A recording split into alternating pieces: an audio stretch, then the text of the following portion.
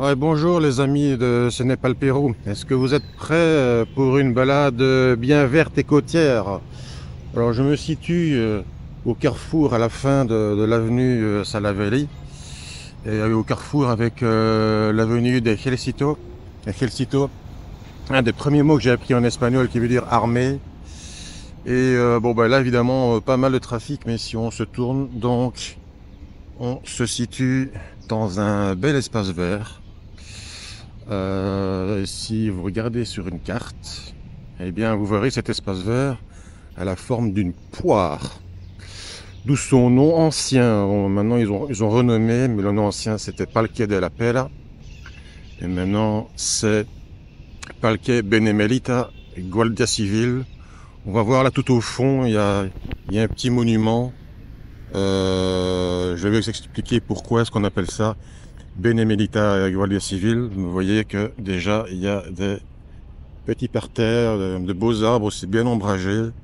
C'est tout à fait agréable. C'est vraiment cette promenade, vraiment va vous être bien agréable. On part du district de San Isidro, un des districts les plus huppés de Lima. Bon, vous avez Miraflores à côté, San Borja, des parties de Santiago de Sulco, La Molina. Ce sont vraiment les districts de classe moyenne aux classes élevées. Et San Isidro a l'avantage d'avoir une façade océanique. Donc on va se promener le long du Pacifique avec aussi de beaux espaces verts que vous allez certainement apprécier. Mais on quittera en fin de parcours le district de San Isidro avec une petite surprise à la fin. Je vous en dis pas plus évidemment. Vous pouvez déjà apprécier vraiment les beaux espaces verts. On est à San Isidro, c'est un peu comme la promenade à San Borja avec le Rio Sulco. San Isidro vraiment utilise bien son eau pour tout verdoyer et c'est vraiment très appréciable, surtout un dimanche pour se promener. Vous voyez qu'il fait quand même assez beau, un peu laiteux, donc ça promet quand même quelques beaux paysages. Donc voilà, on arrive tout doucement au bout de la poire. On voit encore des espaces verts, les palmiers, d'autres espaces verts. Là, on a une famille là réunie. C'est un espace vraiment très bien adapté à la jeunesse, aux enfants, à la famille. Et voilà le monument dont je voulais vous parler. On voit ici Benemerita Guardia Civil. Benemerita qui veut dire bien mérité. Donc c'est un hommage évidemment à la Guardia Civil. Honneur et gloire aux héros et aux martyrs de la Guardia Civil. Donc c'était inauguré à San Isidro en mars 2022. Donc c'est à ce moment-là qu'ils ont changé le nom en fait. Avant ça s'appelait Parque de la Poire. Et ils l'ont changé à ce moment-là. Et donc on a donc évidemment le grand général de la police, le Valiente de Tarapacá, durant la guerre du Chili en 1879, Mariano Santos Mateos. Et là vous avez Alipio Ponce Vázquez, El Titán de Calcabón, durant la guerre contre l'Équateur. Bah, Alipio Ponce Vázquez, c'est le nom d'un pont, hein, Alipio Ponce, à Lima. Donc voilà, et vous avez une autre famille là. Et donc on va un petit peu continuer maintenant. On a là-bas des gens qui se promènent. On est vraiment au bord de mer et donc on va se faire plaisir.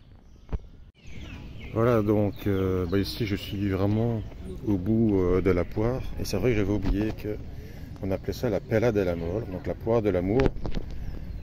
Pour sa forme donc ovale et la grande quantité de couples qui passent ici pour sa splendide vue sur la mer, et ça vous allez pouvoir le remarquer. Et donc c'est un hommage au corps de la police fondé en 1873 et qui a participé à plusieurs guerres et au maintien de l'ordre public à des moments clés.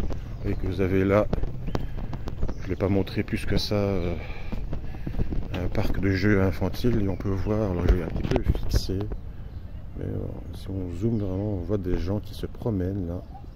Et là, c'est vraiment le front de mer qu'on va apprécier.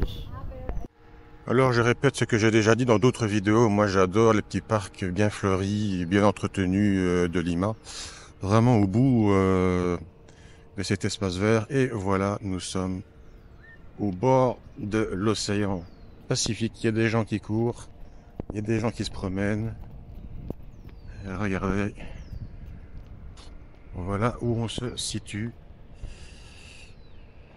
Et on a au fond là les bâtiments, les hauts bâtiments du boom immobilier de Magdalena del Mar et de San Miguel. Il y a vraiment un boom immobilier en front de mer là-bas. Et bien évidemment, nous allons continuer dans ce sens-là et vraiment entamer la promenade côtière. Nous sommes donc sur la promenade côtière. Bon, c'est une promenade cyclo-piétonne, hein. On a vraiment, là, c'est bien séparé là. Piéton à droite, cycliste à gauche. Alors là, bah, c'est le clou du spectacle. Voilà, c'est bien dégagé. Et vous avez au fond, alors je vais pas les filmer de trop près, je zoome un petit peu. Vous avez des sportifs danseurs un dimanche matin, donc c'est juste parfait. Les gens se reposent. Je sais pas si c'est vraiment se reposer d'une longue semaine de travail. Ils se détendent et on a vraiment au fond aussi le haut bâtiment de Miraflores. Donc c'est vraiment ici. Tout est bien dégagé. Alors le Molo Solal, qui est cette colline là, ce rocher est pas parfaitement bien visible. Encore une fois, il fait un petit peu laiteux. Vous voyez, piéton à droite, cycliste à gauche. Et on ne badine pas avec ça. Ouais, voilà, au bord de la falaise, au bord de la Costa Verde, qui mérite parfois bien son nom, hein. C'est très végétalisé, voilà. Les hautes tours de Miraflores, l'océan Pacifique. Voilà, ben, il y a un parapente qui passe au-dessus de moi, là, voilà. Et alors, vous voyez, ils font du sport, là, je vous dis. Je suis passé de l'autre côté. Ouais, il y a une vue plus dégueulasse pour faire du sport, hein. Ça doit bien motiver. Donc, vous voyez, il y a une coach sportif, là, à gauche en rose. Mais voilà, vous faites ça le dimanche matin, bah, je pense qu'après vous serez requinqué pour une nouvelle semaine de dur labeur, hein. Voilà, alors ici je suis vraiment dans une infrastructure nouvelle construite pour le bicentenaire, puisqu'il s'appelle, figurez-vous, le parc du bicentenaire, donc en 2021. Vous avez plusieurs, il y a des terrains de tennis, là, des terrains de sport, vous avez du basket au fond, là vous avez du football. Et le parc se prolonge là-bas, on voit cette infrastructure un peu particulière là. On va y entrer évidemment. Vous voyez que c'est fréquenté, hein. Il y a des cyclistes et des piétons. Ils sont encore une fois bien séparés. C'est très respecté, les casques et tout. On est à San Isidro où on ne badine pas avec les règles. Voilà, on vous offre des espaces verts et tout. Je pense que si je mettais le pied sur la piste cyclable, ça serait pas apprécié. Donc, c'est des gens quand même, en général, bien, je vais pas dire tous bien fortunés, quoique il y en a quelques-uns. Et alors, on va entrer ici, regarder une partie rose. Et c'est un peu mou, en fait. C'est presque de la mousse. Si, je sais pas si on peut voir, mais c'est vraiment... c'est pas du tout dur. Vous voyez qu'ici, vraiment, la séparation entre cyclistes et piétons est vraiment nette. On s'était légèrement écarté, mais très légèrement, hein, du Pacifique et on revient. Vous voyez là, vous avez un accès piétonnier. Et on a de nouveau cette vue à plus de 180 degrés. Donc là, vous avez le rocher, le Molo Solal. Et par là, bon, c'est un petit peu laiteux. Donc l'île San Lorenzo, on la voit pas très bien. On a la parapente, mais bon, on a une vue à... ouais, c'est plus de 180 degrés, hein, donc voilà. Et donc on va poursuivre et entrer dans ce parc. Ouais, voilà l'entrée du parc du bicentenaire. Je suis passé le long, là, on a clairement des familles qui sont occupées à jouer, il y a des balançoires. On va voir un peu là. Moi, je vais pas non plus trop photographier et filmer les enfants. ça ne se fait pas. Mais voilà déjà l'entrée, donc toujours autant de verre, avec un lieu que je vais vous montrer et qui vaut son pesant de verdure d'ailleurs. Et donc voilà, je suis de l'autre côté, hein, vous voyez les vélos qui circulent, j'étais à cet endroit-là il y a 2-3 minutes, donc il y a les enfants qui jouent là. Et alors, ce que je veux vraiment vous montrer, en fait, c'est la structure en dessous de laquelle je suis.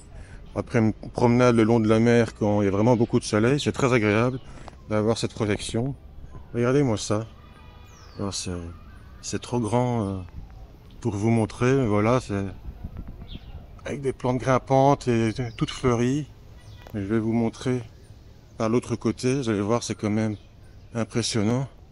Et ça vous montre à quel point quand même on sait gérer les espaces verts quand même à Lima. On sait les mettre en valeur, on sait faire de belles choses. Regardez-moi ça, c'est absolument magnifique. Ça franchement, moi j'adore, ça doit pas coûter bien cher, mais c'est juste magnifique, c'est plus qu'un détail. Donc bravo à San Isidro d'avoir fait ça. Donc ça a 3 ans, avant ça n'existait pas ce parc. Il fallait en fait rentrer dans l'intérieur de terre et remarcher le long de l'avenue de la Chelcito, l'avenue de l'Armée, qui est quand même fort fréquentée, c'est pas très agréable. Et là maintenant on peut de nouveau rester à l'intérieur et se promener et profiter de la mer avec cette structure et cette verdure. C'est juste magnifique. Ah donc ici, on est à un endroit un peu symbolique. Vous voyez que donc la Costa Verde est en bas. Et ici, vous avez la remontée vers l'avenue de la Chelcito. Et ça, c'est ce qu'on appelle le lieu de la mémoire et de l'inclusion. Donc c'est un bâtiment assez bétonné, qui est en fait un lieu de réconciliation sur les violences politiques des années 80 et 90, le Sentier lumineux et la décennie de la présidence d'Alberto Fujimori. Et là, ce que vous avez, regardez en bleu, vous avez aussi une nouvelle structure. Vous avez un pont cyclo-piétonnier, qui est en fait, on appelle ça le pont de l'amitié entre San Isidro et Miraflores, parce que de l'autre côté, eh bien, commence là, enfin le district de Miraflores. Donc on va quitter San Isidro, mais croyez-moi, à Miraflores, il y a aussi des belles choses, et je vous promets quelque chose de vraiment bien à la fin. Voilà, je suis sur le pont, on voit la Costa Verde là, on voit regardez, les cyclistes qui vont entrer, encore beaucoup de verdure. Donc, vous voyez ici, c'est la lugar de la memoria, la tolerancia et la inclusión social. Donc, lugar, c'est lieu. Pour le reste, vous connaissez la traduction. Donc, encore une fois, un lieu de réconciliation entre les Péruviens. Bon. Et oui, ce pont quand même permet d'éviter de retourner sur l'avenue de la Chelcito là. Donc c'est quand même assez appréciable d'éviter. On est au-dessus de la bretelle qui ramène à l'avenue de la Chelcito, mais c'est quand même appréciable. Tout ça n'existait pas avant, et là vous avez un complexe sportif aussi, qui lui existait avant par contre. Il est en travaux. Voilà. Et donc on va maintenant continuer notre tour au bord du Pacifique et au milieu des espaces verts. Voilà, je suis bien entré dans le district de Miraflores. Bon, vous voyez là encore une fois un terrain de sport, essentiellement du basket, les hauts immeubles de Miraflores. Et encore les espaces verts là, bien entretenus, il y a des gens qui font de la boxe. Il y a encore un parapente là qui arrive. Et on s'approche tout doucement de la fin et de ce que je voulais quand même vous montrer comme clou du spectacle. Et voilà encore une vue bien panoramique sur l'ouest, le nord-ouest de la Costa Verde avec les bâtiments là qui sortent du côté de Magdalena del Mar et San Miguel. Et donc on est arrivé à ce que je voulais vous montrer. On est au parc Maria Reich. Alors, ce nom ne vous dit sans doute pas grand-chose si voilà, vous découvrez le Pérou. Vous voyez qu'il y a de beaux rassemblements familiaux et interfamiliaux, même à mon avis. Encore une fois, on est dimanche matin. Maria Reich est une personne très connue au Pérou. C'est une Allemande, comme vous pourriez deviner, parce qu'elle a beaucoup travaillé sur un site touristique très connu au Pérou, mais pas seulement. C'est probablement le deuxième site touristique péruvien le plus connu au monde, après Machu Picchu. Et vous avez là un indice, vous avez un dessin d'un animal. C'est en fait un singe avec sa queue enroulée. Et ce deuxième site touristique, vous l'avez peut-être deviné, le singe représente des lignes de Nazca. Et donc on a dessiné un singe avec les fleurs, avec la végétation. Et je descends un petit peu parce qu'il y a une pancarte là en bleu. Je vais vous montrer ça. Donc évidemment, il faut faire attention à où on est. Et il ne faut pas abîmer tout ceci parce que sinon, je pense quand même que là on peut marcher sur cette zone-ci. Mais pas sur la zone vraiment du dessin parce que sinon vous avez multa. 4950 soles. Alors, déjà en euros, si vous traduisez en taux de change, c'est, on va dire, 1200, 1300 euros. Déjà là, comme ça pique. Mais moi, je considère toujours que avec 5000 soles et 1300 euros, c'est pas le même pouvoir d'achat. Je pense qu'en parité de pouvoir d'achat, on est à 4000, 4500 euros. Vous pouvez dépenser beaucoup plus avec 5000 soles qu'avec 1300 euros. 1300 euros, vous aurez un appartement chez nous. 5000 soles, moi, je peux vous assurer que mon appartement ne coûte pas 5000 soles. Donc ça, c'est la petite anecdote qui est quand même toujours importante. C'est pour vous montrer qu'à Miraflores, comme à San Isidro, on ne badine pas avec le respect des normes et surtout des espaces verts. Voilà, là vous avez aussi un autre dessin. Alors les fleurs ont été retirées, je pense qu'ils sont en train d'entretenir, mais on peut deviner là aussi. Vous en avez un autre là aussi, et vous voyez que là vous avez des réunions avec des chiens. En fait, ce sont des éducateurs canins qui donnent du coaching pour bien éduquer son chien. Vous voyez, les gens se retrouvent entre eux. Vous avez, comme je vous ai montré dans la partie précédente, là, à mon avis, il y a plusieurs familles, là, enfin, ou alors c'est une grosse famille, ça peut toujours être possible, on ne sait jamais. Mais les gens se réunissent le dimanche, c'est pas seulement le dimanche d'ailleurs, j'ai vécu pendant plusieurs semaines du côté de San Miguel Magdalena, sur le Malecón Bertolotto. Vous avez plusieurs zones là, des zones où vous avez même des rappeurs qui chantent, vous avez un parc canin, vous avez plusieurs infrastructures sportives et les gens se retrouvent là ensemble le soir, pas seulement le dimanche, vraiment pour un petit peu décompresser, faire du sport, socialiser. C'est vraiment impressionnant. Et là où on a Magdalena, San Miguel, donc c'est moins huppé qu'ici, c'est plutôt une classe moyenne émergente. Quoique bon, on est en bord de mer, donc à mon avis, les gens qui vivent avec vue sur mer ne sont pas que de la classe moyenne émergente, mais les gens se retrouvent entre eux. Je trouve ça magnifique, c'est vraiment ces petites choses, là, ces petites infrastructures de sportives. Il y avait un préau pour vraiment faire du sport à l'ombre, parce qu'en pleine journée, c'est quand même... Vous voyez, là par contre, là, ça n'a pas été retiré, les fleurs. Donc là, on retrouve vraiment le desquin entier de la ligne de Nazca. Et là, là c'est pas qu'une seule famille. Là, non, là, il y en a plusieurs, clairement. Et les gens se retrouvent entre eux. Ça fait partie de la mentalité, pas seulement péruvienne, mais latino-américaine. Et ça permet quand même de voir la vie d'une autre façon que d'autres régions du monde. Je ne les citerai pas, évidemment, vous aurez compris de qui je parle. Ouais, voilà, je suis un peu descendu du parc Maria Reich, vous voyez, la descente piétonne pour aller vraiment sur la Costa Verde, au bord du Pacifique. Vous voyez, la falaise, là, avec les filets pour empêcher les éboulements. Et voilà, regardez l'escalier là avec les bâtiments. Je vais retourner là, je suis un peu descendu pour vous montrer tout ça. Vous voyez que c'est quand même assez costaud. Et donc, je vous laisse sur cette vue escarpée du district de Miraflores et de son bord pacifique. Je vous remercie d'avoir regardé cette vidéo. Les pouces bleus, les commentaires, les partages, les abonnements avec clochette.